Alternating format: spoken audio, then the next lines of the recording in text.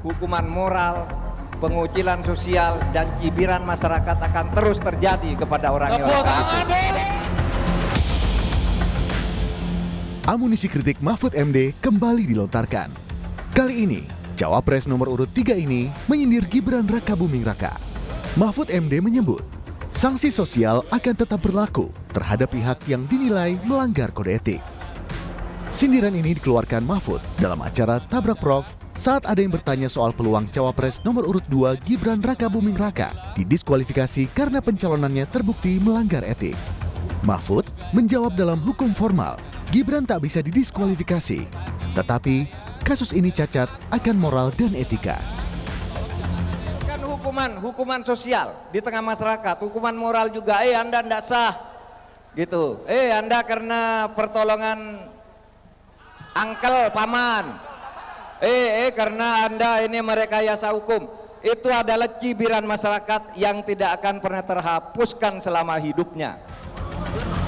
Cibiran Mahfud dinilai Wakil Ketua TKN Prabowo Gibran Habibur Rahman salah alamat. Menurut Habibur Rahman, putusan DKPP terkait pelanggaran kode etik KPU tak ada hubungannya dengan Gibran karena hingga kini proses kampanye terus berlangsung. Saya agak sulit mencerna apa yang dimaksud Prof. Mahfud bahwa Mas Gibran akan mendapat cibiran seumur hidup. Karena baik secara hukum maupun secara etika nggak ada masalah sama sekali dengan pencalonan Mas Gibran ya. Kita kupas misalnya secara hukum baik putusan MK maupun putusan DKPP itu nggak ada hubungan dengan Mas Gibran. Putusan MK itu kan dianggap publik sebagai putusan yang sangat tidak adil karena menjatuhi hukuman kepada Anwar Usman padahal tidak ada bukti terjadinya intervensi.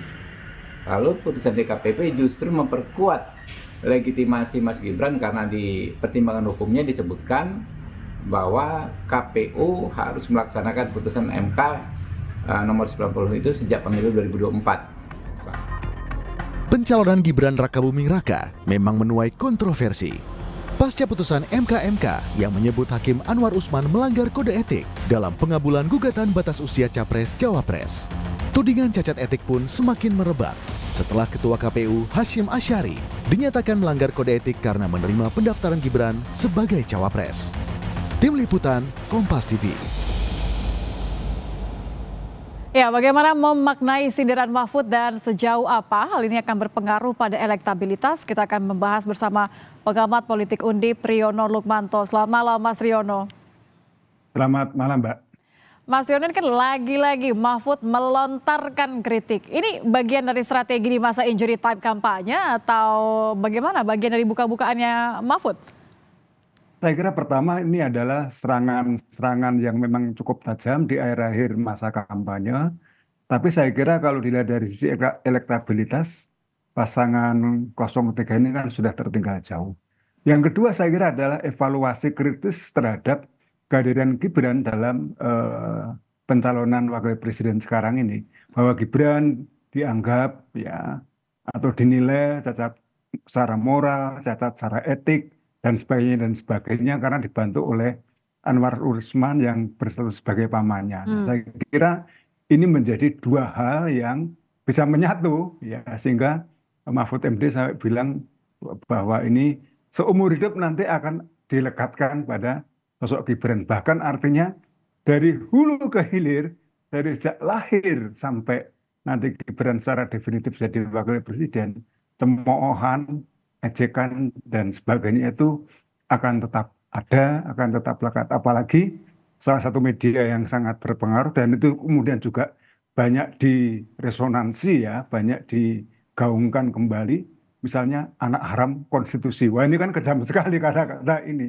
Anak haram konstitusi. Jadi ini anak terlarang secara konstitusi dan tidak layak untuk dan tidak baik untuk contoh gitu. Ini tapi perspektif ya, Mahfud semata, maaf Mas Riono saya potong. Ini perspektif atau pernyataan Mahfud semata atau Anda juga berpikir seperti itu, mewakili banyak pihak? Kalau mewakili banyak pihak tentu saja yang jelas paslon 03 dan para pendukungnya atau koalisi pendukungnya, paslon 01 dan koalisi para pendukungnya. Dan tentu saja banyak berbagai sivitas akademika yang kemarin menyampaikan protes. Ini kan masih ngomong soal etika, ngomong soal moralitas, ngomong soal politik yang harus betul-betul bersih dan sebagainya. Tapi secara real politik semuanya sudah berjalan dan kita tinggal menunggu waktu kurang dari seminggu untuk melakukan pemungutan suara. Jadi apakah ini akan berpengaruh pada elektabilitas Gibran? Rasa-rasanya kok juga tidak ya Mbak ya. Hmm. Bahwa ini kalau disemburkan setiap hari pun rasa-rasanya juga tidak mempan gitu ya. Jadi memang ini sudah terbentuk yang dinamakan strong voters ya. Para Oke. pemilih yang kuat, yang apa namanya, yang sudah begitu mapan, begitu yakin akan pilihannya. Jadi masing-masing sudah punya pilihan masing-masing dan apa yang disampaikan itu adalah menjadi semacam confirmation bias. Jadi bias konfirmasi. Jadi saya mengkonfirmasi, saya membenarkan asumsi saya sendiri. Nah, seperti itu yang terjadi. Kalau ini tujuannya bukan untuk mempengaruhi elektabilitas karena menurut Anda toh sudah tinggal seminggu lagi. Apa dong kalau gitu tujuannya Mahfud? Ini karena ada perasaan-perasaan terpendam selama ini baru bisa keluar setelah tidak lagi menjadi Menko Polhukam atau bagaimana?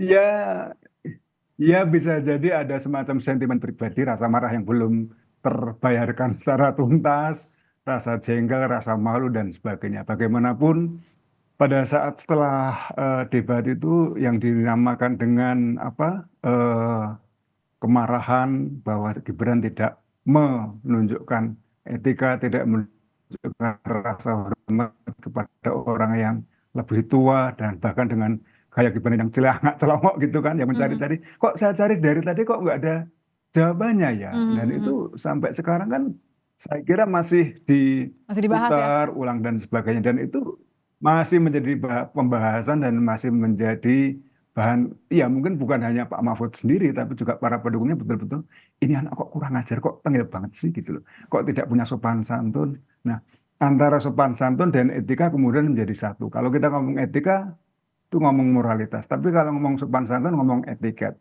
Kepantasan berperilaku, kepantasan untuk menghormati orang lain itu adalah etiket. Nah, Gibran dianggap dua-duanya melanggar.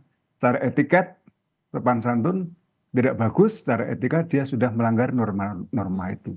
Tapi Dan apakah kemudian stigma, ya Mbak, Iya, saya baru mau bertanya mengenai stigma. Apakah stigma yang diberikan label oleh Mahfud MD ini memang memang akan diterima oleh Gibran mengingat dari rangkaian MK-MK, kemudian Ketua KPU terakhir kemarin juga dinyatakan melanggar etik. iya kalau stigma itu kan artinya kan pelabelan negatif. Label, label itu cap. Seperti orang dicap, wah dia pembunuh bayaran, dia orang berdarah dingin dan sebagainya. Ini level atau label yang diberikan pada level perpolitikan, terutama dalam hal etika. Anak haram konstitusi. Ini adalah label yang saya pertama kali dengar semenjak zaman Orde Baru saya menjalani realitas politik di kampus sebagai mahasiswa dan sampai sekarang saya sebagai pengajar. Dan anak haram ini kan kata-kata yang menunjukkan bahwa dia tidak berhak lahir. Dan kalaupun lahir, membesar, dan menjadi orang yang definitif menjabat, itu betul-betul akan mempermalukan. Karena secara etis, dia tidak pantas menyandang semua jabatan terhormat itu, gitu loh, Mbak. Hmm. Nah, jadi ini label, ya stigma. Stigma itu artinya kan memberikan cap, seperti budak yang diberikan cap pada bagian tubuhnya, wah ini budak ini harus dijauhi.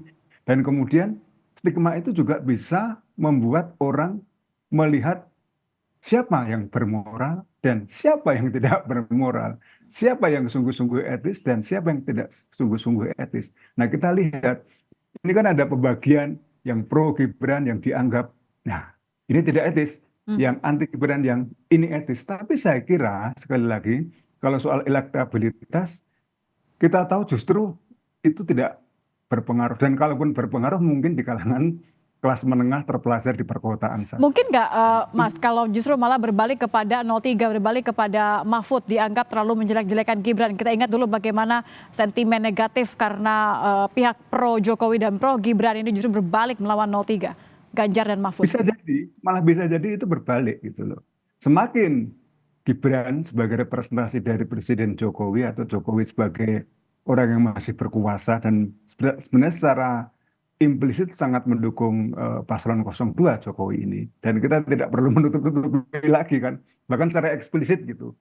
malah berbalik dan menunjukkan bahwa dengan model-model pernyataan Pak Mahfud yang kelihatan marah, kelihatan emosional, kelihatan begitu murka, itu malah merugikan karir Pak Mahfud sendiri ya, yang nanti juga orang akan melihat ternyata Pak Mahfud kalau marah seperti itu ya, misalnya seperti itu juga.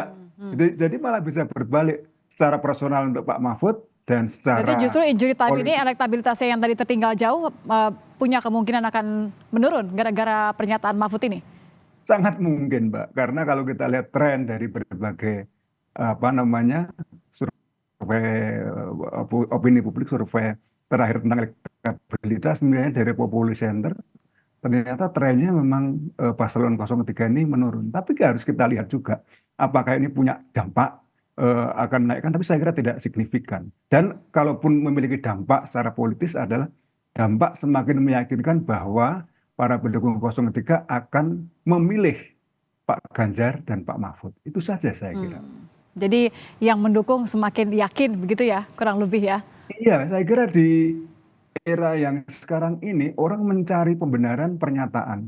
Saya sudah punya keyakinan akan memilih paslon tertentu dan saya akan mencari berbagai pendapat yang membenarkan pilihan politik saya itu. Seperti itu. Truth. Baik, terima kasih Triyono Lukmanto. Mas Riono, pengamat politik Undip, sudah bergabung bersama kami di Kompas Malam. Selamat malam, Mas. Selamat malam, Mbak.